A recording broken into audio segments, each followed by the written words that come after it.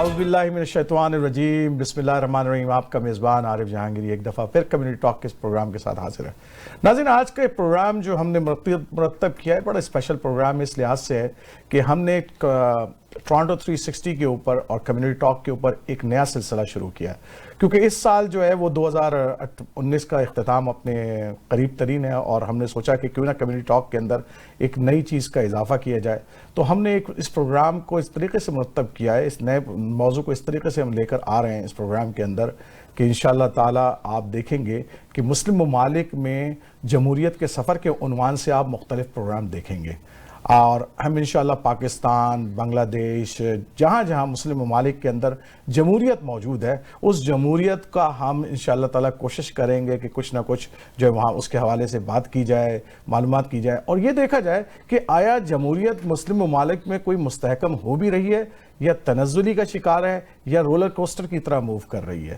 آج کے اس پروگرام کے اندر ہم نے کوشش کی ہے کہ کیونکہ آپ لوگ سب جانتے ہیں کہ 16 دسمبر ابھی گزری ہے، اور جو کہ یوم سقوط ڈھاکہ ہے، پاکستان سے بنگلہ دیش الگ ہو کر ایک نئی مملکت کا بن گئی تھی 1971 میں، اور اس حوالے سے بھی بڑا اہم ہے دسمبر کا مہینہ کہ اس کے اندر قائد اعظم محمد علی جناح صاحب کی یوم ولادت بھی ہے۔ تو اسی دونوں موضوعات کو سامنے رکھتے ہوئے ہم نے کوشش یہ کری کہ اس دفعہ کا جو پروگرام ہے وہ پاکستان کی جمہوریت کے حوالے سے کیا جائے اور اس کے سفر کے اوپر ایک تقابلی جائزہ لیا جائے۔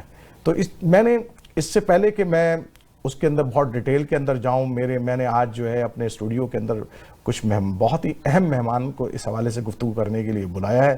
میرے پہلے مہمان ہیں، جانی پہچانی شخصیت ہیں فیاض ولانا صاحب۔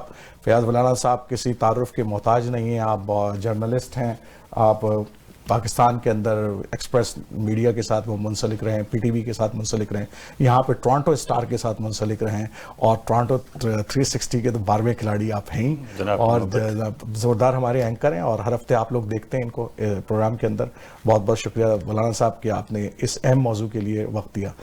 دوسرے میرے مہمان ہیں عبداللطیف مرزا صاحب ہیں۔ عبداللطیف مرزا صاحب جو ہے وہ پاکستان میں ایک بڑی زبردست قسم کی آرگنائزیشن ہے، جو ریسرچ بیس آرگنائزیشن ہے، جس کا نام ہے Pakistan institute of legislative development and transparency, PILDAT کے نام سے یہ ادارہ جو ہے وہ قائم ہے، جس کے پریزیڈنٹ جو ہیں وہ جناب ہمارے بلال احمد محبوب صاحب ہیں، اور وہ بھی انشاءاللہ تعالیٰ آج اس پروگرام کا حصہ ہوں گے۔ اور لیکن یہاں پر لطیف مرزا صاحب موجود ہیں۔ لطیف مرزا صاحب اس کے بانیوں میں سے ہیں، اور PILDAT کو قائم کرنے میں آپ کا بڑا کنٹریبیوشن رہا ہے۔ اس کے علاوہ لطیف مرزا صاحب کی بڑی خدمات ہیں شہر کے لیے، اور اسلامک آرگنائزیشنز میں آپ نے بڑا بڑھ چڑھ کے حصہ لیا ہے۔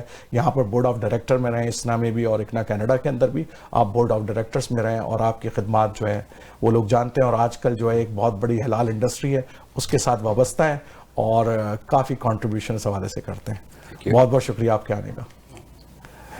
تو ناظرین، اس سے پہلے کہ ہم جو ہے اپنے مہمانوں سے سوال کریں، میں چاہوں گا کہ ہم جو ہے سب سے پہلے جو میں نے کل جو ہے احمد بلال صاحب سے یہی سوالات جو آج میں ان لوگوں سے کرنا چاہتا ہوں۔ میرا پہلا سوال ان سے یہ تھا کہ پاکستان میں جمہوریت 1947 سے لے کے 1956-58 تک ہم دیکھتے ہیں کہ بالکل ہی رولر کوسٹر کی طرح موو کرتی رہی، اور اس کا سفر بڑا ان ایون رہا، اور سیاستدان جو ہے وہ اس کو مضبوط نہیں بنا سکے۔ تو اس حوالے سے میں نے ان سے سوال کیا، تو آئیے دیکھتے ہیں کہ احمد بلال محبوب صاحب نے اس حوالے سے کیا جواب دیا۔ جناب جہانگیری صاحب، 1947 سے 1958 کے عرصے میں دو خصوصی باتیں ہمیں یاد رکھنی چاہیے جنہوں نے پاکستان میں جمہوریت کے سفر کے اوپر بڑا منفی انداز میں اثر ڈالا۔ پہلی بات تو یہ کہ ہماری صف اول کی قیادت، جس نے تحریک پاکستان میں قیادت کی تھی، معاف کیجیے گا، قائد اعظم محمد علی جناح جن میں سر فہرست ہیں وہ، اور پھر کسی حد تک قائد ملت لیاقت علی خان، یہ دونوں اسی عرصے میں، بلکہ ابتدائی سالوں میں قائد اعظم 1948 میں اور قائد ملت 1951 میں، یہ دونوں ہم سے بچھڑ گئے، دونوں کی قیادت پاکستان کو حاصل نہیں رہی۔ تو اس لیے قیام پاکستان کے ابتدائی جو فارمیٹو ایئرز تھے، جن کے اندر پاکستان کی بہت سی چیزیں طے ہونی تھی، پاکستان کے بنیادی مسائل، اس کا دستور بننا تھا، اس کی ایک شکل واضح ہونی تھی، اس کی سفر کی سمت متعین ہونی تھی جس عرصے میں، اسی عرصے میں ہمیں یہ قیادت کے خلا کا سامنا کرنا پڑا. تو اس کے نتیجے میں جو خلا پیدا ہوا اس نے پاکستان کے جمہوریت کے سفر کو بہت بری طرح سے متاثر کیا. یہ جو خلا پیدا ہوا، پھر اس خلا کو پر کرنے کے لیے اولین سفر مرحلے میں تو بیوروکریٹ سامنے آئے جن کو ظاہر ہے کہ سیاسی پس منظر کا اتنا علم نہیں تھا. ان کے اپنی اپنی فیلڈ میں ان کی بہرحال انتظامی تجربہ تو تھا، لیکن چونکہ سیاستدانوں کا انتظامی تجربہ نہیں تھا اس لیے پھر ان بیوروکریٹس کو آگے آنے کا موقع مل گیا. لیکن ایک سیاسی خلا بہرحال موجود رہا اور بعد کے سالوں میں پھر فوجی جرنیلوں نے اس خلا کو پر کیا. اس کے نتیجے میں ہمارے ملک میں جو جمہوریت کا معاملہ تھا وہ تلپٹ ہو کے رہ گیا، اور یہ ڈیموکریٹس، یہ جو بیوروکریٹس تھے اور جرنیل تھے، ان دونوں کو جمہوریت کے اہمیت کا علم نہیں تھا. وہ یہ سمجھتے تھے کہ یہ صرف انتظامی معاملہ ہے کسی حکومت کو چلانا، اور وہ جمہوری قدروں سے، جمہوریت کے تجربے سے، جمہوریت کی اہمیت سے واقف نہیں تھے، اور جمہوری طور پہ ملک کو ظاہر چلانے کا ان کے پاس وہ پوری طرح سے وہ شعور بھی نہیں تھا، اور ہم اس کو بلیم بھی نہیں کر سکتے. لیکن یہ خلا جس طرح سے پر ہوا اس کے نتیجے میں ہمارا سفر جمہوریت کی طرف بڑھنے کی بجائے غیر جمہوری ڈائریکشن میں مڑ گیا. تو یہ جو پہلی بات تھی اس نے ہماری جمہوریت کے سفر کو متاثر کیا. دوسری بڑی اہم بات یہ تھی کہ تحریک پاکستان کے زمانے میں ہم نے پاکستان کے حصول کے لیے مذہب کو ایک بہت بنیادی عامل کی حیثیت سے استعمال کیا، یا بہرحال اس کے اوپر ہم نے دیانتداری سے بلیو کیا لیکن ہم نے اس کے اوپر کوئی کام نہیں کیا، کوئی محنت نہیں کی جس سے ہم اندازہ کر سکیں کہ مذہب کو ہم کس طرح سے ایک ماڈرن ریاست کے اندر کار فرما کریں گے. تو جب پاکستان بن گیا اور ہماری یہ ابتدائی بڑی قیادت بھی ہم سے جدا ہو گئی تو پھر ہم بالکل ڈائریکشن لیس ہو گئے کہ ہم نے یہ جو مذہب کے بارے میں ہم نے کہا تھا کہ ایک اسلامی ریاست ہوگی، بعض لوگوں کے خیال میں یہ ایک مسلمانوں کی ریاست ہوگی. تو اسلامی ریاست اور مسلمانوں کی ریاست کے درمیان جو ایک باریک لیکن انتہائی اہم فرق تھا، اس فرق کو بھی محسوس نہ کیا جا سکا، اور یہ پھر کانفلکٹ ان دونوں چیزوں کے درمیان اتنا بڑھا کہ اس کنفلکٹ کی وجہ سے بھی ہم جمہوری سفر سے ذرا دور ہو گئے. تو آپ نے جناب احمد بلال صاحب کی گفتگو بھی سنی، اور میرا خیال ہے کہ بڑے اہم موضوعات کی طرف انہوں نے توجہ دلائی. کہ ایک تو یہ انہوں نے کہا کہ جو ان ایون رولر کوسٹر چل رہی تھی سیاستدانوں کی، اور ظاہر بات ہے نا تجربہ کار سیاستدان تھے، پاکستان معروض وجود میں آیا تھا اور اس سے پہلے کوئی ان کو تجربہ نہیں تھا کہ سیاست کیسے چلتی ہے. تو اس حوالے سے تو انہوں نے ایک ہمتن گفتگو کی ہے. لیکن میں چاہوں گا فیاض بلانا صاحب سب سے پہلے آپ سے شروع کرتے ہیں، اور یہ بتائیں کہ آپ کیسے دیکھتے ہیں اس ابتدائی دور کو جس میں جمہوریت جو ہے مسلسل ناکام ہوتی رہی. کیونکہ کوئی بھی حکمران جو بھی پرائم منسٹر بنا، یا تو وہ مطلب 2 سال سے یا 1.5 سال سے، یا کسی نے تو 1 سال کا بھی عرصہ پورا نہیں کیا، اور یا تو وہ ہٹ جایا کرتا تھا یا ہٹا دیا جایا کرتا تھا. بہت شکریہ جہانگیر صاحب. احمد بلال صاحب نے بالکل ٹھیک طرف انہوں نے نشاندہی کی ہے. لیکن ہمیں قیام پاکستان کی جب ہم بات کرتے ہیں تو ہمیں یہ بھی دیکھنا ہوگا کہ پاکستان مارز وجود آیا کن عوامل کے نتیجے میں. تو آپ دیکھیں تو اس وقت انگریز بھی نہیں چاہتے تھے کہ پاکستان بنے، اور ہندو بھی نہیں چاہتے تھے. ورلڈ وار کے بعد برٹش دور کمزور ہو گیا تھا، وہ چھوڑنا چاہتے تھے، اتنا بڑا انڈیا ان سے سنبھالا نہیں جا رہا تھا، انہوں نے واپس جانا تھا. لیکن وہ یہ بھی تقسیم بھی نہیں کرنا چاہتے تھے، نہ انگریز نہ ہندو. یہ قائد اعظم محمد علی جناح کی آپ انہیں کہیں کہ ان کی اچھی وکالت تھی کہ انہوں نے کیس اس طرح پیش کیا کہ وہ اس میں لینے میں کامیاب ہو گئے. اور آخر میں بعد کتابوں میں حوالے ملتے ہیں کہ اس حد تک نوبت آ گئی تھی کہ انہوں نے کہا کہ جو ملتا ہے جیسا ہے ملے سے ہی پکڑ لو. فار ایگزامپل بنگال جو ہے وہ ہم تو پورا بنگال چاہتے تھے نا، پورا پنجاب اور پورا بنگال دونوں مانگ رہے تھے، ہمیں نہیں ملے. صحیح بات. پھر اس وقت آپ یہ دیکھیں اس وقت جو لیڈران تھے، فار ایگزامپل کے پی کے میں آپ غفار خان صاحب تھے، انہیں سردی گاندھی بھی کہا جاتا تھا. صحیح بات. وہ پاکستان کے مخالف تھے. بالکل صحیح بات. حتیٰ کہ انہوں نے مرنے کے بعد پاکستان میں اس میں دفن ہونا بھی پسند نہیں کیا، کابل میں ان کی قبر ہے. سندھ میں جی ایم سید صاحب جو ہے انہوں نے باقاعدہ پہلے قرارداد پیش کی کہ پاکستان میں شامل ہونا چاہیے، بعد میں وہ بھی پاکستان کے خلاف ہو گئے. ٹھیک ہے. پنجاب میں خضر یاد ٹوانا بہت بڑے سٹال ورڈ تھے پاکستان پنجاب کی پالیٹکس کے، وہ مخالف تھے پاکستان کے بننے کے. جب سلہٹ میں، بلوچستان میں اور پنجاب میں ریفرینڈم ہوا، ریفرینڈم کے نتیجے میں بلوچستان میں تو سرداروں نے کہہ دیا کہ ہم نے پاکستان کے ساتھ جانا ہے. ٹھیک ہے. اب وہاں وڈیراازم پہ بھی بات کرتے ہیں. پنجاب میں ریفرینڈم میں وہ ہار گئے اور سردار خضر یار ٹوانا صاحب مایوس ہو کے لاہور سے سرگود آ کے بیٹھ گئے اور انہوں نے گوشہ نشینی اختیار کر لی, but he was not happy. اب آپ کے جو بڑے بڑے پولیٹیکل لیڈرز ہیں وہ تو قائد اعظم کے خلاف جا رہے ہیں, پھر وہ خلا آنا تھا.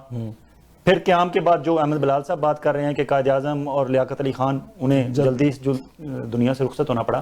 اب اس سارے عوامل میں ہمارا جو وڈیراازم تھا, پھر غربت ساؤتھ ایشیا کی, اس ساؤتھ ایشیا کی غربت میں ایک تو وڈیروں نے جڑیں پکڑی, ساتھ علماء نے, ہمارا جو مذہبی فیکٹر تھا وہ مضبوط سے مضبوط تر ہوتا گیا. اس دوران اس خلا کے دوران وہ جو جرنیل اور بیوروکریسی کی بات آ گئی, پھر وہ جرنیل اور بیوروکریٹس نے بھی بڑے تجربے کیے, 4 مہینے آپ کو بٹھا لیا, 1 مہینے اس کو بٹھا لیا, یہ نہیں چلا وہ کر لیں, یہ کر لیں, وہ کر لیں. تو وہ نہ تجربہ کاری بھی تھی. پھر ہمارے وسائل بھی بہت, کیونکہ انڈیا نے جاتے ہوئے ہمارے ہاتھ میں کچھ نہیں دیا تھا. جو کچھ ہمیں چاہیے تھا اس میں انڈیا کا تو کوئی قصور نہیں, جو کچھ ہمیں چاہیے تھا وہ ہمیں نہیں مل سکا. ہاں لیکن انڈیا کا اس میں قصور نہیں ہے, اس میں تو انگریزوں نے اس طرف ڈیولپمنٹ نہیں کی, وہ ظاہری ڈیولپمنٹ اس طرف. تو ہمارے مالی وسائل, ہمارا وڈیراازم, ہمارا مولویوں کا زور, ہماری قیادت کا چلے جانا, شروع میں بہت سے لوگوں کا مخالف ہونا, حتیٰ کہ مذہبی لوگ جو تھے وہ آپ کہتے ہیں کہ وہ جو انسرٹینٹی ہے ڈیو ٹو دس ریزن. لطیف صاحب پوچھ لیتے ہیں, لطیف صاحب یہ بتائیں کہ یہ جو آپ اس رولر کوسٹرز کو دیکھتے ہیں بڑے شروع کے اندر ہی اور بڑے, لیکن ان کی کمٹمنٹ اور ان لوگوں کی سنسیئرٹی پہ تو کوئی ہمیں نہیں وہ لگتا کہ خواجہ ناظم الدین جو ہے, لیاقت علی خان ہیں, اور جو اور اس پوری ٹیم جو مسلم لیگ کی جو ایک ٹیم تھی, ایک بھرپور ٹیم تھی, انہوں نے بڑی جدوجہد کر کے اس پاکستان کو قائد اعظم کی رہنمائی میں بنایا تھا. تو آپ کیسے دیکھتے ہیں, مطلب کیوں یہ ناکام ہو گئے یہ لوگ؟ شکریہ جہانگیری صاحب. اصل میں آپ ہی کی بات کو آگے بڑھاتا ہوں. وہ اس طرح سے کہ ہم یہ بھول جاتے ہیں کہ جب پاکستان معرض وجود میں آیا تو اس وقت چیلنجز کیا تھے, بڑے یونیک چیلنجز تھے. 10 ملین بندہ ادھر سے ادھر ہوا, بالکل صحیح بات. مہاجرین کا ایک سیلاب تھا کہ جو آیا ہوا تھا. پاکستان کے تقریباً ہر علاقے میں مہاجرین تھے. اب ان کو بسانا, ان کا خیال رکھنا, ان کو ضروریات مہیا کرنا, یہ بہت بڑا چیلنج تھا. جمہوریت اور دستور, یہ ساری چیزوں سے زیادہ بڑا چیلنج یہ تھا. بالکل صحیح کہہ رہے ہیں. اور دوسرا یہ ہے کہ جیسے کہ بات کی بھائی نے کہ وسائل ہمارے پاس تھے نہیں, اور یہ انگریز کا قصور نہیں ہے, یہ تو نہرو نے آپ کے ضبط کر لیے سارے. اور بڑی کر کرا کے, بڑی گفتگوؤں کے بعد, ڈائلاگ کے بعد جا کے 17.5% جو ٹوٹل جو وسائل تھے پورے انڈیا کے, اس میں سے 17.5% پاکستان کو ملے, اور وہ بھی قسطوں میں. ٹھیک ہے. تو ان حالات میں یہ جو لوگ تھے, میں سمجھتا ہوں کہ ان لوگوں نے بڑے مشکل حالات میں اپنے قدم کو آگے بڑھایا ہے. اس میں ان کی کوتاہی نہیں سمجھتا. ٹھیک ہے. کیونکہ یہ وہ لیڈر تھے کہ جنہوں نے یہ پہلے طے کیا کہ بھئی ہماری پرائرٹیز کیا ہیں. ٹھیک ہے. آج ہم بیٹھ کے 70 سال بعد یہ تو کہہ سکتے ہیں کہ یہ صحیح تھا, وہ غلط تھا, لیکن اس وقت کے اوپر کون سا فیصلہ ان کو اچھا لگا, وہ فیصلہ انہوں نے کیا, اور وہ فیصلہ اچھا بھی ثابت ہوا. اب یعنی پوری دنیا میں جب مہاجرین ادھر ادھر آتے ہیں تو سیٹل نہیں ہو پاتے, لیکن پاکستان میں سیٹل ہو گئے, پاکستان کی سوسائٹی کا حصہ بنے. یعنی ہماری بہت ساری بیوروکریسی جو تھی وہ تو ساری انڈیا سے آئی تھی.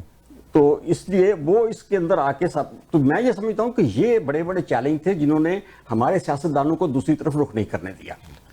ٹھیک ہے. اچھا نہیں, ایک اور اہم پہلو کی طرف, ایک تو ایک بات اور بھی ہوئی کہ 1948 میں جنگ ہو گئی انڈیا پاکستان کی, وہ بھی ایک فیکٹر ہے کہ ہمیں فوراً ہی جنگ ایک لڑنی پڑ گئی. پھر دوسری اہم ترین بات یہ تھی کہ کچھ احمد بلال صاحب نے بھی اس طرف توجہ دلائی کہ کچھ جو ہمارے بیوروکریسی اور جو ہمارا جو ڈکٹیٹر جو ہے جرنیلز ہیں, وہ کچھ امپیشنس بھی ہو گئے جلدی. مطلب لگتا ہے ایسا ہے کہ فوراً ہی جو ہے وہ جناب وہ اقتدار میں کودنے کی طرف بڑے. فیاض اللہ صاحب, یہ بھی ایک تو بڑا اہم پہلو ہے. میں تو کہتا ہوں کہ پاکستان بننے سے لے کر آج تک جہاں جہاں ہمارے بیوروکریٹس نے یا شریف الدین پیرزادہ ٹائپ لوگوں نے یا ہمارے جرنیلوں نے اپنا حدود سے بڑے ہیں آگے, جی بات, تو ان کا کوئی قصور نہیں تھا, ہمارے سیاستدانوں کی نااہلی تھی. آج تک ہم نااہلیاں بھگت رہے ہیں ان لوگوں کی. اگر ہم کہتے ہیں جی 3 دفعہ مارشل لا گئے, 40 سال انہوں نے حکومت کر لی, انہوں نے سیاستدانوں کو حکومت کرنے کا موقع نہیں ملا, تو بھائی جب آپ کو ملا آپ نے کیا کیا؟ ہاں لیکن وہ تو کوشش تو کرتے ہیں بیچارے. ظاہر بات, سیاست تو سیاست کے طریقے سے چلے گی نا. سیاست تو جرنیلی اندر ڈنڈے کے زور پہ تو نہیں چلے گی, سب لوگوں کو ساتھ لے کے چلنا پڑتا ہے. عوام جو ہوتی ہے اس کی بات سننی پڑتی ہے. بعض دفعہ آپ کو بڑا کمپرومائزز کرنے پڑتے ہیں سیاست میں. جرنیل آپ دیکھیں نا, فوج کے اندر تو احکامات چلتے ہیں, آرڈرز چلتے ہیں, وہاں تو کمپرومائزز نہیں ہوتے. اچھا, وہاں اب آپ فوج کو جب آپ کمپیئر کرتے ہیں نا, تو آپ یہ بھی دیکھیں کہ ہماری ایک نو مولود ریاست تھی اور کمزور ریاست تھی، فائنینشلی بہت ویک تھی، اور ہمارا نیکسٹ ڈور نیبر انڈیا تھا، ٹھیک ہے، جو ہم سے 7-10 گنا بڑا ملک ہے، 7-10 گنا بڑی آبادی ہے، 7-10 گنا بڑی ان کی فوج ہے. تو پہلے دن سے ہی ہماری سروائیول کے لیے ہمیں تو اپنے فوجیوں کی طرف دیکھنا تھا، کیونکہ وہ بارڈر پہ کھڑے تھے، محافظ تھے ہمارے، صحیح سیکورٹی گارڈ. اگر آپ نے اس کو امپورٹنس دینی ہے، اگر یہاں ہم بیٹھے ہوئے ہیں اسٹوڈیو میں اور ہمیں خطرہ ہے کہ باہر سے کوئی اٹیک کر دے گا اور ہمارا بڑا دشمن ہمارے ساتھ نیکسٹ ڈور نیبر ہے، تو باہر جو گیٹ پہ سیکورٹی گارڈ کھڑا ہے تو اس کی اہمیت بڑھ جائے گی نا تھوڑی سی. ہم کہیں گے ہم خود بھوکے رہ لیں، اسے جو ہے کھانا وانا ٹھیک ہے. لطیف صاحب سے پوچھ لیتے ہیں اس بات کے میں اوپر. اصل میں اس کو ذرا دوسری طرح سے جی دیکھتا ہوں. جی جی بالکل. دیکھیں، یہ سیاستدانوں کی نہلیاں تو اپنی جگہ پہ ہم کہہ سکتے ہیں، اور یہ بڑا آسان ہے کہنا سیاستدان نہل ہیں فلاں چنا ہے، لیکن یہ وہی سیاستدان ہیں جنہوں نے قرارداد مقاصد منظور کی. بالکل صحیح بات ہے، اسمبلی نے کی، سارے سیاستدان تھے اس میں. صحیح بات ہے، پھر 1951 میں انہوں نے ایک عبوری آئین دیا، ٹھیک ہے. پھر 1956 میں انہی سیاستدانوں نے آئین دیا، آئین بنایا اور اسی آئین کا آج تک ہم حوالہ دیتے ہیں. 62 کے آئین کو جو ایوب خان نے بنایا، کوئی اس کا حوالہ نہیں دیتا. 1956 لیکن وہ سیاستدانوں کا بنایا ہوا ہے. ایگزیکٹلی. اور دوسرا یہ ہے کہ پاکستان کی سرحدوں کے اندر اضافہ اگر کیا ہے کسی نے تو وہ سیاستدانوں نے کیا ہے. سرفروز خان نون، جس کے پاس کوئی میجارٹی نہیں تھی، بالکل پپٹ سا ایک تھا، اس نے یہ آج کل جو ہم کہہ رہے ہیں گوادر کا جی پورٹ جو ہے، یہ اس نے عمان سے لی تھی. صحیح بات ہے. تو یعنی اس میں تو کوئی فوجی نہیں تھا شامل، اس میں کوئی بیوروکریٹ نہیں تھا. یہ سیاستدانوں کا کام ہے. میرا خیال ہے ہم ان چیزوں کو اپریشیٹ کرنا چاہیے. سیاستدان ہر جگہ ہوتے ہیں، وہ برے کام بھی کرتے ہیں، اچھے کام بھی کرتے ہیں، لیکن قوم کے لیے یہ لوگ مخلص تھے. دیکھیں نا، اس دور کی ٹیم کے اوپر آپ ایک دھیلے کی کرپشن کا الزام نہیں ڈال سکتے. بالکل. ویسے یہ ایک بڑا ابتدائی طور پر بہت بڑی نہل سب کچھ ہوگا، لیکن یہ کہ کرپشن نہیں کی انہوں نے، جو آج کل تو یہ ہے کہ اس کے بغیر تو چلتا ہی نہیں ہے معاملہ. چلیں ایک دوسرے سوال کی طرف آتے ہیں، بڑا اہم سوال ہے کیونکہ جی اس کے اوپر ہم نے کافی اچھی گفتگو کر لی. دوسرا سوال جو ہم نے احمد بلال صاحب سے پوچھا وہ یہ تھا کہ جناب ایوب خان کو مارشاء اللہ کیوں لگانا پڑا؟ مطلب کیا ضرورت پڑ گئی تھی کہ ان کو مارشاء اللہ لگانا پڑا؟ جیسے کہ ہم ڈسکشن کر رہے ہیں، تو آئیے دیکھتے ہیں کہ انہوں نے مارشاء اللہ کیوں لگایا اور احمد بلال صاحب اس حوالے سے کیا بات کرتے ہیں. دیکھیے جہانگیری صاحب، یہ اس سوال کا جواب کہ ایوب خان صاحب کو کیوں مارشاء اللہ لگانا پڑا، اس کا میں جواب جزوی طور پہ تو پہلے سوال کے جواب میں دے چکا ہوں، لیکن اب مور اسپیسیفکلی اس سوال کا جواب یہ ہے کہ ہمارے ہاں چونکہ سیاسی عمل کا کوئی تجربہ نہیں تھا، اور خاص طور پہ فوج سیاسی عمل کو نہیں سمجھتی تھی، لہٰذا اگر ابتدا میں ہمارے ملک میں جو ابتدائی سال تھے جب ہمیں دستور بھی نہیں بنا پائے تھے اور دستور بنانے میں تاخیر کا شکار ہو رہے تھے ہم لوگ، تو اس زمانے میں جو تھوڑی سی سیاسی عمل کے درمیان جو تھوڑی سی اپ ہیول نظر آتی ہے، جو ہمیں سیاسی عمل میں جو اونچ نیچ ہوتی ہے وہ نظر آتی ہے، وہ سیاسی عمل کا ایک لازمی حصہ ہوتی ہے، وہ ایک نارمل چیز ہے. لیکن ہماری فوج کو، جس کو ظاہر سیاسی عمل کا کوئی براہ راست تجربہ نہیں ہے، وہی محسوس کرتی تھی کہ یہ کوئی ملک کے اندر کیاس پیدا ہو رہا ہے، کوئی ملک تباہی کی طرف جا رہا ہے، تو وہ اس چیز کو اس سے بہت پریشان ہوتے تھے. ایک تو سبب یہ تھا کہ ایوب خان صاحب نے بہت سیریسلی یہ سوچنا شروع کیا کہ یہ تو بڑا ایک ایسا عمل ہے جس کو ہمیں روکنا ہوگا. لیکن دوسری وجہ شاید یہ تھی کہ فوج کے لوگوں کو شاید یہ، خاص طور پہ جرنیلوں کو، ایوب خان صاحب کو یہ خوش فہمی تھی کہ وہ کار حکومت کو شاید سیاستدانوں سے بہت بہتر چلا سکتے ہیں، کیونکہ وہ فوج کو چلاتے ہیں، اتنی بڑی فوج کو کمانڈ کرتے ہیں، تو اسی انداز میں وہ حکومت کو بھی چلا لیں گے، جو کہ میں سمجھتا ہوں کہ ایک غلط سوچ تھی. کیونکہ ایک حکومت کو چلانا، ایک کار سیاست کو چلانا اور ایک فوج کو چلانا، یہ بالکل دو الگ باتیں ہوتی ہیں. فوج میں ایک کمانڈ سٹرکچر ہوتا ہے، ایک یونٹی آف کمانڈ ہوتی ہے، اس کے اندر کمانڈر جب حکم دیتا ہے تو باقی سب اس کی تعمیل کرتے ہیں. لیکن سیاست میں ایسے نہیں ہوتا، اس میں اختلاف رائے ہوتا ہے، اس میں ڈائلاگ کرنا پڑتا ہے، اس میں آپ ایک دوسرے سے گفتگو کرتے ہیں. یہ جمہوری اور سیاسی عمل کا حصہ ہوتا ہے. لیکن فوج کو بہرحال یہ غلط فہمی تھی کہ وہ جس طرح سے فوج کو کمان کر لیتے ہیں اس طرح ریاست کو بھی کمان کر لیں گے. تو یہ دو غلط فہمیاں تھیں جس کے بنیاد پہ فوج اس نتیجے پہ پہنچی کہ انہیں بنانے حکومت سنبھال لینی چاہیے. چنانچہ ان کے پاس چونکہ طاقت تھی، گنز تھیں، لہٰذا انہوں نے अला ने हुकूमत संभाल ली। तो ये बुनियादी तौर पे मेरे ख्याल में पस मंज़र है अयूब खान साहब को 1958 में मार्शल लॉ लगाने का। तो नाज़रीन, अहमद बिलाल साहब की आप दोनों ने भी गुफ्तगू सुनी और हमने जो है काफ़ी बहुत सारी अहम नुक्तों की तरफ उन्होंने तवज्जो दिलाई है कि माशाल्लाह क्यों लगाया अयूब खान साहब ने, और लगता ये है कि अहमद बिलाल साहब उससे एग्री नहीं है जो है उस वक्त अयूब खान ने किया था, और वो समझते हैं कि जमहूरियत को जमहूरियत की तरह चलना चाहिए और सियासतदानों को मौका फराहम करना चाहिए। तो लतीफ़ मिर्ज़ा साहब क्या फरमाएंगे इस हवाले से? इस बारे में मैं अपनी बात शुरू करूंगा इससे। मौलाना मौदूदी मरहूम ने कहा है कि गलती जो है वो बांझ नहीं होती, ठीक है, वो बच्चे पैदा करते रहती है। ठीक है। तो एक गलती जो हो जाती है अगर उसको मुकम्मल तौर पर ख़त्म न किया जाए तो वो उसके ऊपर आप गलती पे गलती करते चले जाते हैं। ठीक।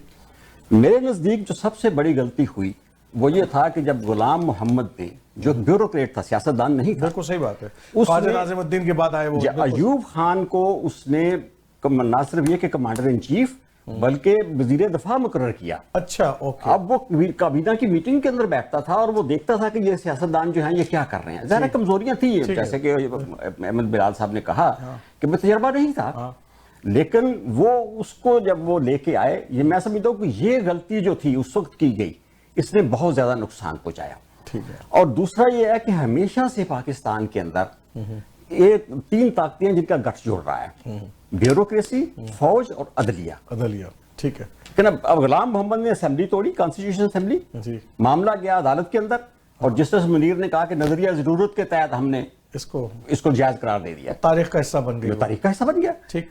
तो ये असल में वो गलती पे गलती हम करते चले गए और इसको अयूब खान इससे मौका मिला जबकि सियासतदानों के अंदर जाके बैठा कि वो इनको किस तरह से काबू में कर सकता है। ठीक है। वरना तो ये है कि कुछ दिन पहले तक अयूब खान अपनी एक्सटेंशन के लिए फिरोज खान नून के पीछे फिर रहा था। बिल्कुल सही बात है। और उसने 1 साल की एक्सटेंशन दी थी उसको सिर्फ। तो लेकिन ये था कि भाई जो ही उसको एक्सटेंशन मिली उसने सारा सब कुछ लपेट दिया। गुलाम मोहम्मद साहब ने बड़ा कारनामा अंजाम दिया, उन्होंने लोगों को हटाते चले गए, उसके बाद अनसर्टेनिटी आती चली गई और फिर उनको भी हटा दिया गया। तो ये तो होता है कि आप किसी को हटाते हैं तो बेटा। जी फयाज बिलाना साहब।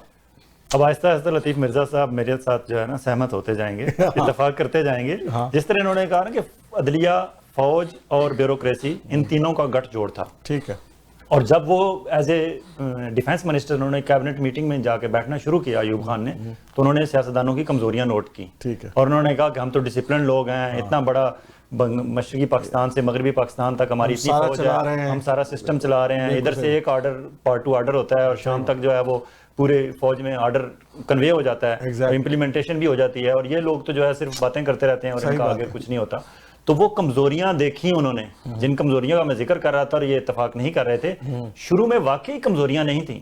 हमारे सियासतदान थे या जो भी हुक्मरान थे वो मुखलिस थे, लेकिन आगे चलते चलते वो कमजोरियां आज लंदन एवन फील्ड तक हमें ले गई हैं। तो ये कमजोरियां बतरतीब आगे आती जाएं। शुरू वालों में आप कह सकते हैं कि वाकई सियासतदान मुखलिस थे, इस मुल्क के साथ मुखलिस जो है वो बांझ की तरह होता है। हाँ, वो मौलाना मौदूदी साहब वाली बात है कि वो नहीं, बांझ नहीं होता, उससे बच्चे वो एक गलती जो आगे बच्चे जनती रहती है, वो आगे आते रहते हैं बच्चे। सही बात है। तो बेसिकली सियासतदानों की कमजोरियां थी, फौज वालों ने फायदा उठाया क्योंकि वो सिक्योरिटी गार्ड थे, उनके पास गन थी, बॉर्डर पे खड़े हुए थे, हर वक्त हमें डराते रहते थे। और कुछ हमारा पड़ोसी भी ऐसा था, उससे भी हमें कोई खैर की कभी भी तवक्को नहीं थी, ना कभी खैर की कोई खबर आई थी।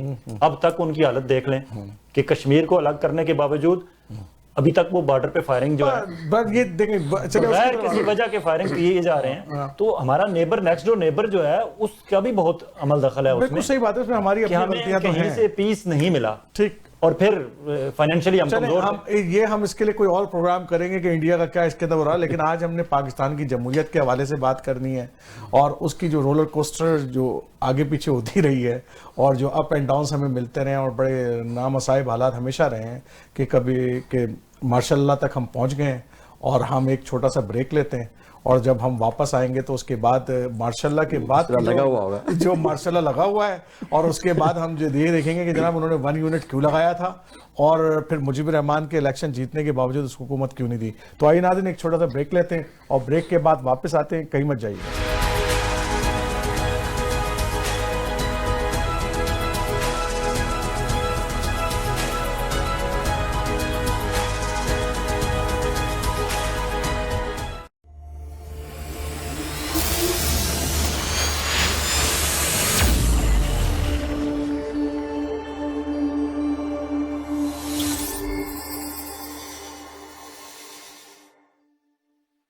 الصلاة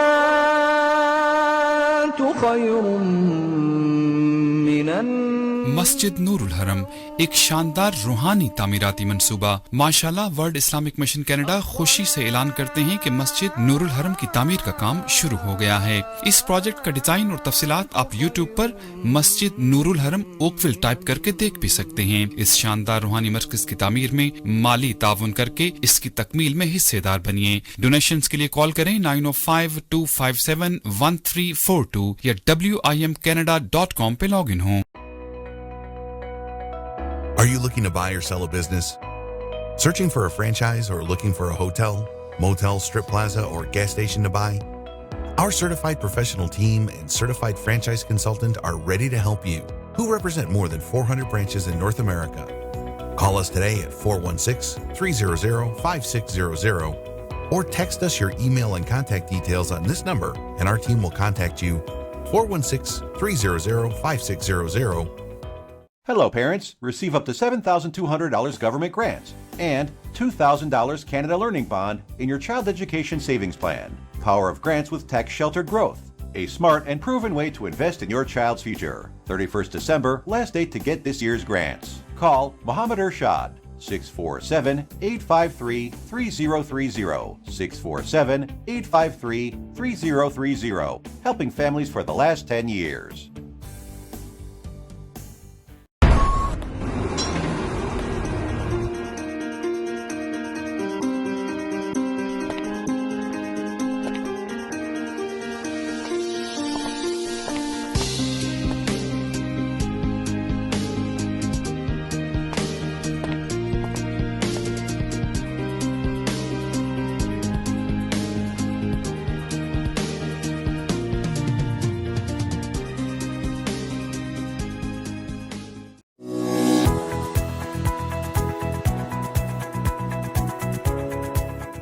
We want to say a huge thank you to Shahed and his team. Yeah, they were awesome. Not only did they help us find our new home, they helped us to sell this one quickly and actually without any hassles at all. Extremely knowledgeable about the market, about the entire process altogether. Yeah, and the staging they brought in was amazing. It looked like this house was out of a magazine, and we know that helped sell the house even quicker. The whole team, from top to bottom, was professional. They were quick to answer questions, any concerns that we had, they were right there for us. And we would gladly recommend them to anyone who's looking to buy or sell. Call today, Shahed Khwaja, 416-662-3000 or shahed.ca.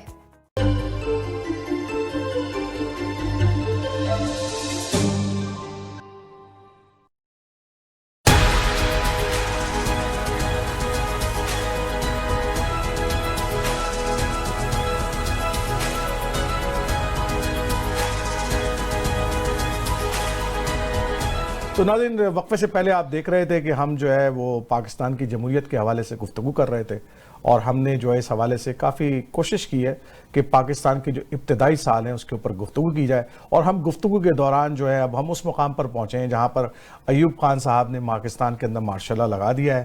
اور وہ نہ صرف انہوں نے پاکستان میں بلکہ martial law لگایا اور کن وجوہات کی بنا پہ لگایا وہ بھی آپ سن چکے ہیں. تو بلکہ اس کے بعد جو ہے انہوں نے پاکستان کو جو ویسٹ پاکستان تھا اس کو 1 یونٹ قرار دیا. اگرچہ پاکستان 2 قومی نظریے کی بنیاد پہ بنا تھا لیکن کیا وجوہات تھیں کہ انہوں نے جناب 1 یونٹ لگایا. تو میں نے جب یہ سوال احمد بلال صاحب سے پوچھا تو آئیے دیکھتے ہیں انہوں نے اس کا کیا جواب دیا. جہانگیری صاحب یہ 2 قومی نظریے کا 1 یونٹ سے میرے خیال میں تو کوئی تعلق نہیں ہے. پاکستان 2 قومی نظریے کی بنیاد پہ وجود میں آیا تھا اور اس کے بارے میں بھی ایک ویگنس لیک آف کلیئرٹی موجود تھی جس کا میں پہلے ذکر کر چکا ہوں کہ مسلمان ایک الگ قوم ہے. تو یہ مسلمانوں کے لیے ایک الگ ریاست بنی ہے یا یہ اسلامی نظام کے نفاذ کے لیے ایک الگ ریاست بنی ہے. یہ ایک ویگنس تھی. اس کا تحریک پاکستان میں بار بار ذکر کیا گیا کہ یہ اسلامی نظام کی تجربہ گاہ ہوگی, ایک اسلامک ویلفیئر سٹیٹ ہوگی, پر کئی لوگوں نے کہا کہ نہیں, یہ تو مسلمانوں کی ریاست تھی, اسلامی نظام کا تو اس سے کوئی تعلق نہیں ہے. مسلمانوں کو چونکہ پروٹیکٹ کرنا تھا ایک بروٹ ہندو میجورٹی سے, لہٰذا ایک الگ ریاست کی ضرورت تھی. تو یہ لیک آف کلیئرٹی موجود رہی. تو یہ تو 2 قومی نظریے کے بارے میں جو ویگنس ہے وہ اپنی الگ بات ہے. لیکن 1 یونٹ کا جہاں تک تعلق ہے وہ تو ایک خالص سیاسی معاملہ تھا، اس کا ایک دو قومی نظریے سے اتنا تعلق نہیں تھا. ون یونٹ تو ایک چونکہ ہمارے ملک میں جو ایک دوسری بڑی فالٹ لائن رہی ہے وہ صوبائی خود مختاری کی رہی ہے.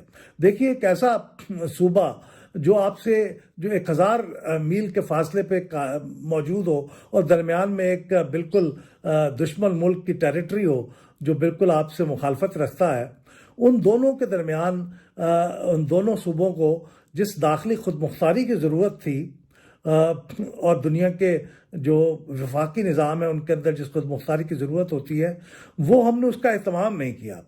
وہ اہتمام نہ ہو سکنا جو تھا وہ ایک بڑی بدقسمتی تھی. اور اس بدقسمتی کے سفر میں جو ون یونٹ کا قیام تھا وہ بھی ایک سنگ میل کی حیثیت رکھتا ہے. ون یونٹ کے قیام سے یہاں پہ مغربی پاکستان میں جہاں پہ چھوٹی اکائیاں مثلا یہاں پہ پختون لوگ، بلوچ لوگ، سندھی لوگ، ان کو بھی محرومی کا احساس ہوا. اور دوسری طرف یوں لگا کہ جیسے ہم مشرقی پاکستان کے خلاف مغربی پاکستان کے لوگوں کو اکٹھے کر کے ایک مصنوعی قسم کی پیرٹی قائم کر رہے ہیں، برابری قائم کر رہے ہیں. حقیقتاً تو مشرقی پاکستان کے لوگوں کی اکثریت تھی اور اس اکثریت کو تسلیم کیا جانا چاہیے تھا. تو ون یونٹ قائم کر کے یہاں پہ جو لوگ مشرقی پاکستان کے لوگوں کو، بنگالیوں کو، ان کی اکثریت کو تسلیم نہیں کرنا چاہتے تھے. اس کے اندر فوج اور سول بیوروکریسی دونوں کے لوگ تھے، کیونکہ اس دونوں طاقتور گروپس کے اندر بنگالیوں کی تعداد نسبتاً کم تھی. تو ان طاقتور لابیوں نے مل کے ون یونٹ کے ذریعے بنگالیوں کی اکثریت کو ڈائلیوٹ کرنے کی کوشش کی. تو یہ بنیادی سبب تھا ون یونٹ بنانے کا. تو ون یونٹ کو بنا بھی لینا شاید اتنا برا نہ ہوتا اگر اسے ہم پراپر طریقے سے امپلیمنٹ کر پاتے اور محرومیوں کو ازالہ کرتے، بنگالیوں کی بھی اور مغربی پاکستان میں موجود جو دوسری اکائیاں تھیں یا دوسرے ہمارے ہاں جو سب نیشنلٹیز تھیں، اگر ان کے حقوق کا اہتمام کرتے. لیکن بدقسمتی سے یہ نہیں ہو سکا اور ہم نے خام خواہ کی ایک مصنوعی یونٹی قائم کرنے کی کوشش کر کے اس دوران ان تمام لوگوں کے حقوق، ان کو احساس ہوا کہ ان کے حقوق پامال ہو رہے ہیں. تو احمد بلال صاحب کی گفتگو آپ نے سنی کہ جناب کہ پاکستان اگرچہ بنا تھا دو قومی نظریے کے اوپر، لیکن ان کو ون یونٹ لگا کے انہوں نے جو مصنوعی تاثر قائم کرنے کی کوشش کی اور یکجہتی کا ایک تاثر قائم کرنے کی کوشش کی ویسٹ پاکستان کے حوالے سے. تو فیاض مولانا صاحب کیسے دیکھ رہے ہیں اس پورے عمل کو؟ کیونکہ یہ مسائل تو ابھی بھی موجود ہیں. ویسٹ پاکستان تو آپ کا اپنا ہے، ایسٹ الگ ہو گیا. ٹھیک، ان کا کہنا ٹھیک ہے کہ واقعی وہ ایک الگ ون یونٹ بنا کے آپ انہیں یہ تاثر دے رہے ہیں، اور وہ بجا بھی تھے، اکثریت میں تھے، اور اس اکثریت کو نہ مانے جانے کی وجہ کا نتیجہ بھی آپ نے دیکھ لیا. اور جہاں تک بات ہے کہ وہاں وہ ترقیاں نہیں ہو رہی تھیں، شروع میں ابتدائی طور پر ایسے انتظامات کیے گئے تھے. فار ایگزامپل میں خود پنجاب سے ہوں، ہمارے محلے میں ایک انکل تھے جو آرمی میں تھے، ان کے بارے میں بتایا گیا کہ وہ سندھ سے جا کے بھرتی ہوئے تھے.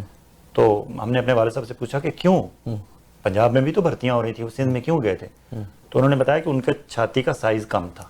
یہاں وہ گئے تھے راولپنڈی میں ریکروٹمنٹ، آرمی ریکروٹمنٹ سینٹر، تو ان کی چھاتی کم تھی. تو کسی نے انہیں بتایا کہ آپ سندھ جائیں تو وہاں سے بھرتی ہو جائے گی، سندھ ریجمنٹ میں آپ کی بھرتی ہو جائے گی، اور وہ وہاں سے ہو گئے. تو تھیں رعایتیں تھیں سندھیوں کے لیے بھی اور بنگالیوں کے بھی. لیکن آگے جا کے جہاں ان کی بات ہے کہ وہاں بیوروکریسی میں اور آرمی کی بیوروکریسی میں وہ ان کی اس طرح سنوائی نہیں تھی، ترقی نہیں کر پاتے تھے. ایک خواجہ شہاب الدین صاحب تھے، ان کے ایک صاحبزادے تھے بنگالی جو میکسیمم بریگیڈیئر تک پہنچے تھے، جرنیل تک نہیں پہنچ سکے تھے وہ. تو وہ زیادتیاں تو ہوئیں ان کے ساتھ. ان زیادتیوں کے نتیجے میں پھر آپ نے کوشش کی چیزوں کو سنبھالنے کی. کبھی آپ ون یونٹ کا تجربہ کر رہے ہیں، کبھی کچھ کر رہے ہیں، لیکن اس کی طے میں بھی پھر اس زیادتی کے نتیجے میں وہ مولانا مودودی صاحب والی بات ہے کہ ایک غلطی کے نتیجے میں دوسری کے بعد تیسری وہ غلطیاں ہم سے ہوتی رہیں.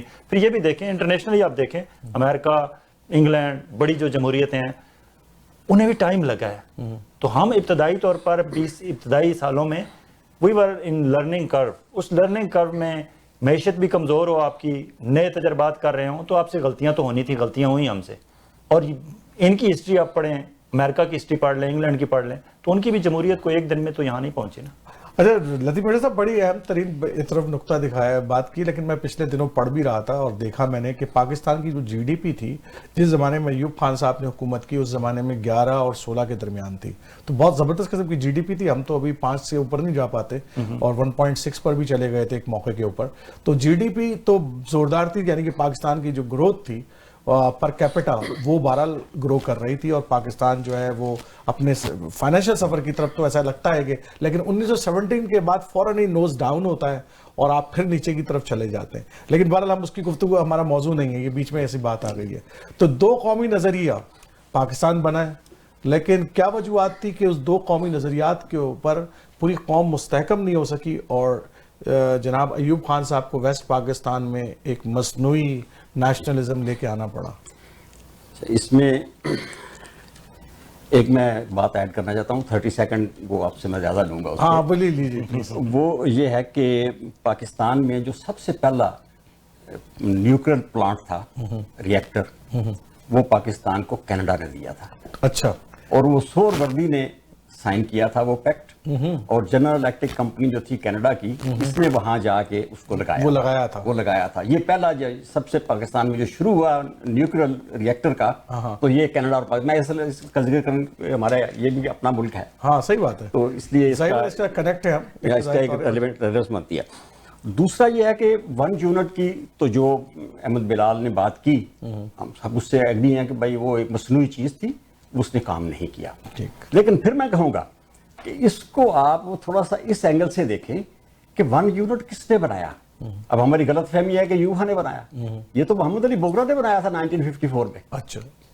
اور 1956 میں جا کے اسکندر مرزا نے اس کو آئین کا حصہ بنوایا. لیکن مشہور ویسا ایوب خان کے حوالے سے یہ غلط ہے. محمد علی بوگرا نے بنایا جو کہ مشرقی پاکستان سے تھا, ٹھیک ہے, جو بنگالی تھا. نہیں لیکن آپ دیکھیں محمد علی بوگرا صاحب کو بھی کہاں سے اٹھا کے لے کر آیا, وہ تو کہیں یونائیٹڈ نیشن کے اندر یا یونائٹڈ اسٹیٹ کے اندر ایمبیسیڈر تھے, وہ خود ایک بیوروکریٹ سے, اور ان کو مطلب جو سیاستدان تھے ان کو ہٹا کر اور ان کو لایا گیا. مطلب یہ تو ایک بڑی, اس میں یہ تھا کہ اب وہ کس کے ہاتھوں میں کھیل رہے تھے, یہ ایک الگ بات ہے. کیونکہ خواجہ ناظم الدین کو ریپلیس کر کے ایک بنگالی کو ہی لے کے آنا تھا, اس لیے ان کو لے کر آ گئے میرا خیال ہے. لیکن یہ میں اصل میں صرف یہ لانا چاہتا ہوں کہ بھائی اس میں یہ نہیں تھا کہ مشرقی پاکستان کی رضامندی شامل نہیں تھی, مشرقی پاکستان نہیں ہمارے اوپر یہ تھوپا تھا. ٹھیک ہے. لیکن ظاہر ہے کہ وہ مصنوعی تھا. اب ایک آدمی جو کوئٹہ میں بیٹھا ہوا ہے, اس کو ایک چھوٹا سا کام ہے, اس کو لاہور آنا پڑ رہا ہے. ٹھیک. اس لیے کہ دارالحکومت تو لاہور ہے. ٹھیک.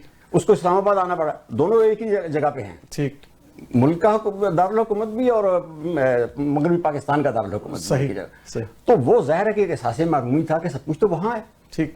اور جہاں دارالحکومت ہوتا ہے وہاں کے لوگوں کو نوکریاں بھی زیادہ ملتی ہیں, اہمیت بھی زیادہ ہوتی ہے, قریب ہوتے ہیں وہ لوگ. بالکل ایک فطری سی بات ہے. ٹھیک ہے. تو اس لیے یہ تو اس نے, میں اس سے بھی ایگری کروں گا کہ اس کا 2 قومی نظریے سے کوئی تعلق نہیں تھا. یہ ایک سیاسی نظام انہوں نے بنایا, انتظامی اسٹرکچر ایک بنایا جو فیل ہو گیا. ٹھیک. اور اس طرح کے کوئی سٹرکچر بنانے میں یعنی کوئی ایسا وہ نہیں ہے کہ بھئی یہ گناہ ہے یا ثواب ہے, یہ قومیں کرتی رہتی ہیں اس طرح کا معاملہ. تو لیکن آپ یہ نہیں دیکھتے کہ 2 قومی نظریہ بھی اس حوالے سے ہم کہتے ہیں کیا وہ فیل ہو گیا پاکستان کے حوالے سے, کیونکہ بنا تو پاکستان مارے سے وجود میں آیا اس 2 قومی نظریے کے نتیجے میں. ہم نے بڑی زوردار تحریک چلائی کہ ہندو الگ قوم ہے, ان کی تہذیب الگ ہے, ان کے یہ ایک الگ قسم میں ٹاپک ہے, بات کرنے دیں. میں کہہ رہا ہوں اس حوالے سے بتائیں تو کیا ایسا لگتا ہے کہ ہم فیلئر ہو گئے 2 قومی نظریے کے حوالے سے پاکستان میں؟ آج کل آپ دیکھ رہے ہیں انڈیا میں کیا ہو رہا ہے. نہیں وہ تو ٹھیک ہے, انڈیا میں آج کل کو چھوڑ دینا, مطلب نہیں کیا ہو رہا ہے, مطلب ہم کیا کر رہے ہیں, ہو کیا رہا ہے. اتنا کچھ انڈیا میں جو کچھ ہو رہا ہے وہ دیکھنے کے بعد آپ کو 2 قومی نظریہ سچ نہیں ثابت ہو رہا. نہیں 2 قومی نظریہ بالکل سچ ہے, لیکن ہم اپنے طور پر دیکھیں, ہم انڈیا کی بات نہ کریں نا اس وقت, تو ہم پاکستان کے اندر دیکھیں 2 قومی نظریہ لا الہ الا اللہ کے اوپر حکومت بنائی. 2 قومی نظریے کو آپ کنفیوز نہ کریں. 2 قومی نظریہ ہسٹری ہے, ایک ریالٹی ہے, ایک حقیقت ہے. 2 قومی نظریہ یہ تھا کہ پورے ہندوستان میں ساری قومیں رہ رہی ہیں, ہم ان سے الگ قوم ہیں, ہماری اپنی شناخت ہے, ہماری اپنی پہچان ہے, ہمیں الگ ایک ملک چاہیے. ٹھیک ہے. اسی میں آگے چل کے قائد اعظم جو فاؤنڈر آف دی نیشن ہے, انہوں نے یہ کلیئر کر دیا تھا کہ وہ مسلمان وہاں رہیں گے, لیکن وہاں اقلیتوں کو بھی اسی طرح ان کو رسپیکٹ دی جائے گی اور اسی طرح ان کی برابری کے حقوق ہوں گے جس طرح اسلام میں کہے گئے ہیں. ٹھیک ہے, بات کو آگے بڑھا. اب مسئلہ یہ ہے, ہمارا مسئلہ یہ ہوا ہے کہ ہم نے قائد اعظم خود تو جلدی چلے گئے, ہم نے ان کی تعلیمات کو بھی بلا دیا. اگر ہم ان کی تعلیمات کو واقعی اسی طرح لیتے جس طرح وہ چاہتے تھے, جس طرح کا پاکستان, تو ہمیں آج اسی طرح کا پاکستان ملتا. ہم بھول گئے کہ وہ کیا چاہتے تھے. اگلے سوال کی طرف جائیں, وہ میرا بڑا اہم سوال ہے اور بڑا مطلب یہ یوم سقوط ڈھاکہ بھی ایک تاریخ ہے ہماری اور ظاہر بات ہے یہ سانحہ ہوا ہے پاکستان کی جمہوریت اور پھر ایک ایسا لگتا ہے کہ جمہوری ادارے اور ہمارے تمام بیوروکریسی سب فیلئر کا شکار ہو گئی اس پورے اہم موقع کے اوپر. تو مجیب الرحمان تو الیکشن جیت گئے تھے, جو الیکشن کروایا یحییٰ خان نے وہ الیکشن وہ جیت گئے, لیکن اس کے باوجود جو ہے ان کو جناب حکومت نہیں دی گئی.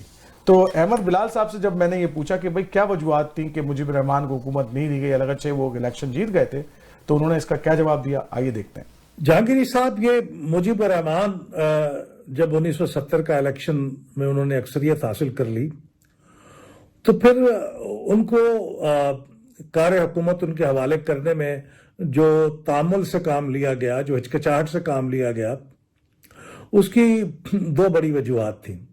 ایک بڑی وجہ یہ تھی کہ مغربی پاکستان میں مجیب الرحمان صاحب کی کوئی ریپرزنٹیشن انفارچونیٹلی نہیں تھی اور مغربی پاکستان میں جو لوگ منتخب ہوئے تھے ان کی بڑی اکثریت کا تعلق پاکستان پیپلز پارٹی سے تھا. جناب ذوالفقار علی بھٹو صاحب اس کی قیادت کر رہے تھے. تو ذوالفقار علی بھٹو صاحب اور مجیب الرحمان صاحب کے درمیان کوئی اتفاق رائے نہیں ہو سکا نئے دستور کے خاکے کے اوپر, اور خاص طور پہ 6 نکاتی پروگرام جو مجیب الرحمان صاحب کا تھا, جس کے بارے میں فوج کا اور ملک کے اندر ایک بڑی آبادی کا ایک خیال تھا کہ وہ علیحدگی کا ایک پروگرام ہے, تو اس کے اوپر چونکہ اتفاق رائے نہیں ہو سکا, لہٰذا اس وقت جو لوگ ملک کے اوپر حکمران تھے یعنی جنرل یحییٰ خان اور فوج, ان کا خیال یہ تھا کہ اس اتفاق رائے نہ ہونے کے نتیجے میں ملک کسی تباہی سے دوچار ہو سکتا ہے, تو شیخ مجیب الرحمان کے حوالے حکومت کرنا بہت خطرناک ہوگا. اب اس میں پھر یہ دہراؤں گا کہ چونکہ فوج کو سیاسی عمل کا کوئی تجربہ نہیں ہوتا اور ان کو احساس نہیں ہوتا کہ ایک ایسی پارٹی کو جس سے اکثریت حاصل ہو چکی ہو اس کو حکومت ڈینائی کرنے کے کتنے خطرناک نتائج ہو سکتے ہیں. لہذا فوج نے ایک بڑا بدقسمت فیصلہ یہ کیا کہ طاقت سے اس سیاسی جماعت کو اقتدار سے محروم کرنے کے لیے وہ آگے بڑھے, اور اس کے نتیجے میں پھر ملک جس تباہی اور المیے سے دوچار ہوا وہ ہم سب کو معلوم ہے. تو یہ دو باتیں ہیں, ایک تو یہ کہ مغربی پاکستان میں منتخب قیادت کے ساتھ کسی سمجھوتے کا نہ ہو سکنا, اور دوسری بات یہ کہ فوجی قیادت جو کہ اس وقت ملک کے اوپر حکمران تھی اس کو بھی سیاسی عمل کا کوئی تجربہ نہ ہونا. یہ دو بڑے اسباب تھے جس کی وجہ سے شیخ مجیب الرحمان صاحب کو انتقال اقتدار نہیں ہو سکا, جو بڑا میں سمجھتا ہوں کہ ایک بدقسمتی کی بات تھی. تو ناظرین, آپ نے دیکھا کہ احمد بلال صاحب نے دو اہم نقطوں کی طرف توجہ دلائی ہے. ایک تو نقطہ یہ تھا کہ جناب ہمارے جو سیاستدان تھے وہ کسی کمپرومائز کی طرف نہیں پہنچے. کوئی جو 6 نکاتی پروگرام دیا تھا مجیب الرحمان صاحب نے اور ذوالفقار علی بھٹو صاحب اور مجیب الرحمان صاحب جو ہے وہ کسی نتیجے پہ نہیں پہنچے. مجھے اچھی طریقے سے یاد ہے کہ تاریخ کا وہ حصہ کہ جب بھٹو صاحب نے کہا کہ جو لوگ کیونکہ وہ ڈھاکہ کے اندر اسمبلی کا اجلاس بلانا چاہتے تھے اور انہوں نے کہا کہ جو وہاں جائے گا اس کی ٹانگیں توڑ دی جائیں گی. تو آئیے اس حوالے سے جو ہے نا فیاض ولانا صاحب سے پہلے سنتے ہیں. فیاض ولانا صاحب کیا کہیں گے اس حوالے سے آپ بات کہ ہماری جو یہاں پر تو سیاستدانوں کی بڑی کمزوری نظر آتی ہے کہ ایک آدمی الیکشن جیت گیا ہے اور ہم اس کو جو ہے نا حکومت نہیں دینا چاہتے. مطلب فوج کا اپنا قصور اپنی جگہ, لیکن بہرحال یہاں تو سیاستدانوں کا قصور زیادہ نظر آتا ہے. اچھا, جو سیٹوں کی بات ہے نا کہ بھٹو صاحب کے پاس 81 سیٹس تھیں اور شیخ مجیب الرحمان کے پاس 160 تھیں, ٹھیک, وہ تو کلیئر کٹ میجورٹی تو تھی ان کے پاس, حق تھا ان کا, بالکل صحیح بات. لیکن اس کا کیوں ڈیلے کیوں ہو رہا تھا, گورنمنٹ دینے میں ڈیلے ہونے کی وجوہات کیا تھیں, ہمیں اس پہ غور کرنا ہوگا. وجوہات یہ تھیں کہ شیخ مجیب الرحمان کی جو ایکٹیویٹیز تھیں اس سے پہلے وہ ساری مشکوک تھیں. ٹھیک ہے, مشکوک اس سینس میں کہ آپ نے مجید نظامی صاحب کا ایک جگہ میں انٹرویو پڑھ رہا تھا, انہوں نے حوالہ دیا کہ میں ایک دفعہ حسین شہید سہروردی صاحب سے ملنے گیا تو حسین شہید سہروردی صاحب بیٹھے ہوئے ہیں اور شیخ مجیب الرحمان نیچے بیٹھے ہیں اور ان کی ٹانگیں دبا رہے ہیں. تو بیٹھے بیٹھے ایسے باتوں میں بحث میں انہوں نے کہا, شیخ مجیب الرحمان نے کہا کہ ہمیں ان کے ساتھ نہیں رہنا چاہیے, ہمیں الگ ہونا چاہیے. حسین شہید سہروردی نے اسی طرح پاؤں جھٹک کے دھکا دیا شیخ مجیب الرحمان کو, رکا کے خاموش کہ تم کیا بات کر رہے ہو. مطلب ہے شیخ مجیب الرحمان صاحب جب ابھی خود اقتدار میں نہیں آئے تھے, ابھی وہ ٹانگیں دبانے والے صاحب تھے, تو اس وقت بھی ان کے ذہن میں یہ تھا کہ ہمیں الگ ہونا چاہیے. ٹھیک ہے, پھر آگے چل کے غلطی ہم سے یہ ہوئی کہ ہمیں انہیں الیکشن لڑنے دیا ان 6 نکات کی بنیاد پہ. ٹھیک ہے. اب وہ 6 نکات اتنے خطرناک تھے اگر ان پہ آپ غور کریں. فار ایگزامپل وہ کہتے ہیں جی کہ دفاع اور خارجہ جو ہے وہ صرف اس کے پاس وفاق کے پاس رہے, باقی سارا کچھ ہمارے پاس ہو. ٹھیک ہے. اب اس میں آگے جا کے ان میں تھوڑی سی کنفیوژن بھی تھی, انہوں نے خود کنفیوز تھے. جب دفاع اپنے وفاق کو دے دیا تو اٹ مینز ملٹری تو آپ کے ہاتھ میں نہیں ہوگی, لیکن آگے چل کے انہوں نے کہا کہ we need to have a separate military. Separate military کا ورڈ بھی انہوں نے یوز کیا اپنے ان مطالبات میں. الیکشن میں وہ کہہ رہے ہیں کہ ہماری کرنسی الگ ہو, مغربی پاکستان کی مشرقی پاکستان کی الگ ہو, کرنسی بھی الگ آپ کہہ رہے ہیں. آپ اس کے علاوہ آپ کہتے ہیں کہ ٹیکس وصولی کا ہمیں الگ اختیار دیا جائے, ہم اپنا ٹیکس وصول کریں, وفاق کو ہم کچھ پرسنٹیج دے دیں گے. وصولی کی بات تو مناسب ہے, ہم ٹیکس کو کچھ دے دیں گے وفاق کو. وہ سب کچھ وفاق سے لے کے بالکل ان کی جو ان کے مطالبات تھے وہ علیحدگی والے تھے. انہیں ان پوائنٹس پہ الیکشن ہی نہیں لڑنے دیا جانا چاہیے تھا. جب انہوں نے ان پوائنٹس پہ الیکشن لڑا ہوا, وہ اکثریت لے گئے, اب وہ کہتے ہیں میں آنا چاہتا ہوں. لیکن جو بیک گراؤنڈ پہ جو رپورٹس تھیں, انٹیلیجنس کی رپورٹس تھیں, وہ یہ تھیں کہ موصوف جو ہیں وہ باقاعدہ انڈیا سے رابطے میں ہیں. تو ہمارے سیاستدان کے بارے میں آئین ٹالبوٹ پاکستان کا جس کو دیکھیں فوج, ہماری فوج کا یہ المیہ تو رہا ہے نا ماضی کے اندر کہ جس کو ہم نے ٹارگٹ کرنا ہوتا ہے اس کو ہم غدار بنا دیتے ہیں. جہانگیری صاحب آئین ٹالبوٹ پاکستان کا تو پاکستانی تو نہیں تھا نا. میں لطیف مرزا صاحب کے پاس جاتا ہوں. آئین ٹالبوٹ پاکستانی نہیں تھا. اس نے اپنی بک پاکستان اور ماڈرن ہسٹری میں لکھا ہے کہ شیخ مجیب الرحمان 62 سے انڈیا کے ساتھ رابطے میں تھا, خفیہ رابطوں میں تھا, اور 65 کے جنگ کے دوران بھی اس کے رابطے تھے انڈیا سے. یہ ہسٹری ہے. اچھا یہ بھی ہسٹری دہرائی جاتی ہے نا کہ جس کو ہم نے بدنام کرنا ہم کہتے ہیں اس کے تعلقات انڈیا سے. چلیں وہ تو پرانی بات ہوئی نا. میں آپ کو تازہ بتاتا ہوں 2011 میں بنگلہ دیش کی اسمبلی میں کھڑے ہو کے وہاں کہا جاتا ہے کہ اگرتلہ سازش کیس کے حوالے سے کہ اس وقت جو ان کے ڈپٹی سپیکر بعد میں منتخب ہوئے شوکت علی, انہوں نے اسمبلی میں کھڑے ہو کے کہا کہ ہم انڈیا کے ساتھ رابطے میں تھے اور وہ جو کچھ تھا ٹھیک تھا. اور وہاں ان کے ایک اور leader Sardar Tufail point of order پہ کھڑے ہو کے بنگلہ دیش کی اسمبلی میں کہتے ہیں کہ ہم شوکت علی آپ کو اور آپ کے ساتھیوں کو خراج تحسین پیش کرتے ہیں. کن کو؟ جن کے خفیہ رابطے تھے انڈیا کے ساتھ. لطیف صاحب سے لے لیتے ہیں یہ بات. جی لطیف صاحب دیکھیں, جب یہ الیکشن ہوا ہے تو الیکشن کے فوراً بعد ساری کی ساری سیاسی پارٹیوں نے یہ کہا کہ یہ مجیب الرحمان کا حق ہے, اس کو حکومت دی جائے, دینی چاہیے.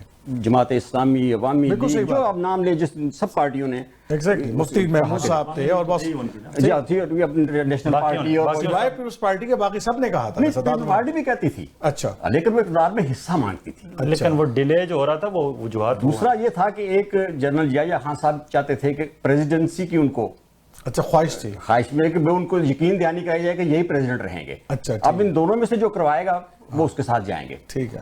تو یہ اصل میں ایک یعنی وہ اقتدار کی ہوس نے اس کو مارا. لیکن تاریخ کا ایک جبر یہ بھی ہے کہ جب ساری سیاسی باتیں یہ کہہ رہی ہیں کہ وہ الیکشن جیتا ہوا ہے اس کو آپ اقتدار دے دیں. اچھا کیا ہوتا دو کرنسی, یہ فلاں محکمہ جو ہے وہ ملک تو رہتا. یعنی اس وقت کچھ لوگوں کا یہی خیال تھا کہ بھئی ٹھیک ہے اگلا تو ہونا ہے, لڑائی کرنے کی بجائے اگر آرام سے بیٹھ کے کوئی ورکنگ ریلیشنز بنا لیے جائے. اور دوسرا ہوتا ہے کہ جب آدمی حکومت میں آتا ہے تو اس کو پتہ چلتا ہے کہ کیا معاملات ہیں. الیکشن میں تو آدمی بڑے وعدے کرتا ہے, لیکن یہ ہے کہ وہ یعنی میں چلنے دے نا, تو اس کو یہ معاملہ تھا. اب ہوا یہ کہ جو ہی وہاں فوجی آپریشن شروع ہوا مشرقی پاکستان کے اندر, اور وہاں بھارت نے, انڈیا نے اس کے اندر مداخلت کی, وہ تو ہونا تھا. تو پھر یہ حب الوطنی کا ایک مسئلہ بن گیا. وہ لوگ جو چاہتے بھی تھے کہ مجیب الرحمان کو اقتدار دیا جائے, اب چونکہ وہ انڈیا کے ساتھ لڑائی ہو رہی ہے ہمارے ایک علاقے کے اندر, تو اب نہیں کہہ سکتے تھے کوئی بھی. صحیح بات ہے, کیونکہ اس وقت یہ تھا کہ ملک کو بچانا ہے, فوج لڑ رہی ہے اور فوج کے تو بیک پہ رہنا ہے. تاریخ کا حصہ تو ہے, یہ تاریخ کا حصہ ہی ہے. تو اس لیے یہ اصل تاریخ کا جبر تھا کہ ہم اس وقت وہ جو حب الوطنی کے چکر میں ہم نے ملک گھما دیا. بالکل صحیح بات کیا آپ نے. کچھ حب الوطنی اور کچھ ہوس بھی تھی نا, ہم میں سے ہر کوئی ہوس تھا. اور پھر تھوڑا سا یہ ایک بھی نظر آتا ہے کہ 90,000 فوجی وہاں پر ہمارے موجود تھے, انہوں نے ہتھیار ڈال دیے. اس ٹریجڈی کی بھی ہمیں بڑی کمزوری نظر آتی ہے کہ 90,000 فوجی موجود ہوں آپ کے, اور آپ جو ہے ملک نہیں بچا سکے, رائٹ, اور آپ نے ہتھیار ڈال دیے. تو بلا اس کے اندر یہ نظر آتا ہے کہ بڑی کمزوریاں تھیں اس پورے فیصلے کے اندر. تو آپ دونوں مہمانوں کا بہت بہت شکریہ. آج کی اس گفتگو کو ہم یہاں پر سمیٹتے ہیں, کیونکہ اور ہم ان 1971 تک ہم پہنچ چکے ہیں. انشاءاللہ تعالیٰ اگلی نشست کے اندر پاکستان کی 1972 سے انشاءاللہ تعالیٰ 2019 تک کا سفر ہم طے کریں گے, اور جب ہم اس سفر تک پہنچیں گے تو ہم دیکھیں گے کہ کیا کیا مماثلت ہے ہمارے اس پرانے دور کے اندر اور آج آنے والے گزرے کے اندر, کیونکہ بہرحال ایسا محسوس ہوتا ہے کہ ایک رولر کوسٹر رہی ہے جمہوریت کی, لیکن ہمیں تجزیہ کرنا بہت ضروری ہے. آپ دونوں ایک دفعہ بہت بہت شکریہ ایک دفعہ پھر. تو ناظرین, آپ کو امید ہے کہ پروگرام ہمارا پسند آیا ہوگا. آج کا سفر ہم نے 1947 سے 1971 تک کیا, اور آپ نے دیکھا کہ جناب بنگلہ دیش الگ ہو چکا ہے, اور مجیب الرحمان نے جو ہے وہ وہاں کے پرائم منسٹر بن گئے اور حکومت وہاں پر انہوں نے سنبھال لی ہے, اور ہماری ناقبت اندیشیوں, ہمارے جمہوری سفر کے اندر ہماری کمزوریوں کے نتیجے میں ہم مسلسل ملک کو نقصان پہنچاتے رہے. تو ناظرین, ہم اگلی قسط کے اندر اس پروگرام کے پارٹ 2 کے اندر آپ کو ہم 1972 سے 2019 کی طرف لے جائیں گے, اور اس دوران جو جمہوریت کا سفر رہا ہے اس حوالے سے گفتگو کیجیے گا. تو انشاءاللہ اگلے ہفتے پھر عارف جہانگیری اسی پروگرام کے ساتھ دوبارہ حاضر ہوگا. اس وقت تک کے لیے اجازت دیجیے. السلام علیکم ورحمۃ اللہ وبرکاتہ.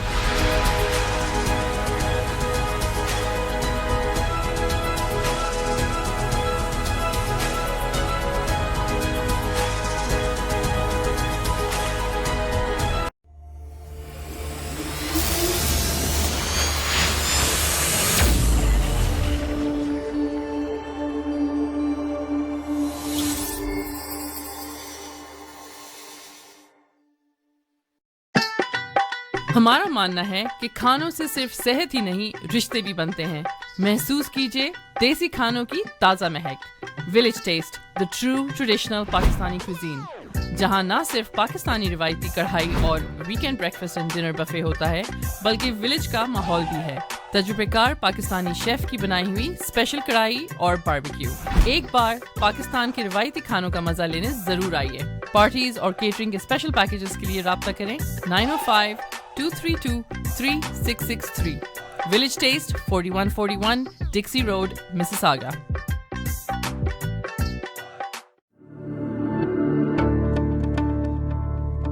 Hello, I'm Zizi Farhan from Cityscape Real Estate.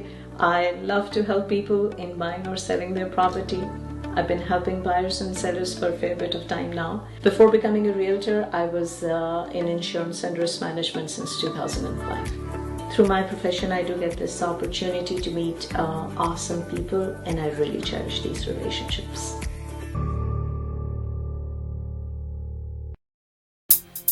For the first 5 years, we got kicked out of every record company we applied to, but quitting was never an option.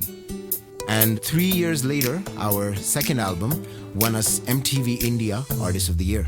We knew we were doing something really special when Josh became the brand ambassadors for Samsung Pakistan with 3 national campaigns. And it still amazes us that many of our fans still don't know we're Canadian. اگر آپ کا کوئی بھی car accident ہوتا ہے تو آپ کو ایک بہترین لائر کی ضرورت ہوتی ہے, اور ہمارے ساتھ موجود ہیں champion David Himmelfarb. Hi, I'm David Himmelfarb, managing partner of Himmelfarb Brzezinski LLP. We are personal injury lawyers in Toronto, Brampton, all over the GTA. And we speak your language. We have a wonderful community liaison, Anjum Qureshi. آپ کا کوئی بھی car accident ہوتا ہے ہمیں کال کریں 416-570-0157. Are you planning on buying, selling, or investing in real estate and looking for a reliable real estate broker? Then look no further. Call Noma today. List your home and start packing. Honest, reliable, and a top negotiator. Give your attention to Noma. Over 10 years of Canadian real estate market experience. Invest in new construction projects with day one price. Call Noma Bobber today at 647-962-0007.